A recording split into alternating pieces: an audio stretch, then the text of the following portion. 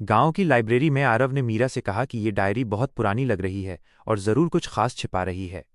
मीरा ने उत्सुकता से पन्ने पलटे और जैसे ही आरव ने पढ़ा कि जंगल के दिल में ट्रेजर बुक छिपी है, दोनों की आंखों में चमक आ गई और उन्होंने इसे खोजने का फैसला कर लिया। अगली सुबह मीरा ने बैग चेक किया। टॉर्च, नक्शा और रस्सी सब तैयार थे। जंगल की ओर बढ़ते हुए आरव को डर लग रहा था, लेकिन मीरा ने कहा कि असली एडवेंचर डर से ही शुरू होता है। रास्ते में मिले अजीब निशानों को मीरा ने संकेत बताया। विशाल बरगद के पेड़ के पास आरव ने जैसे ही जड़ों को छुआ, जमीन हिली और गुप्त रास्ता खुल गया। दोनों घबराए, लेकिन जिज्ञासा उन्हें आगे ले गई।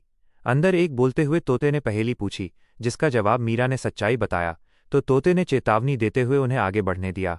अंधेरी गुफा में आरव डर गया, मगर मीरा ने उसका हाथ थाम लिया और टॉर्च जलाते ही सारी परछाइयां गायब हो गईं, जिससे उन्हें समझ आया कि डर सिर्फ भ्रम था।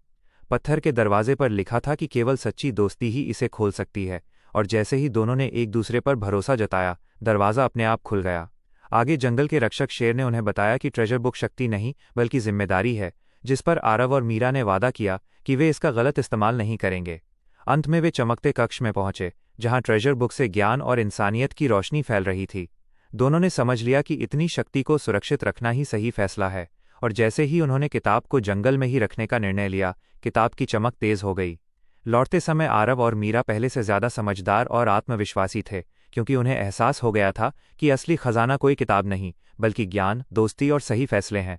और यहीं से उनकी नई एडवेंचर की शुरुआत हुई।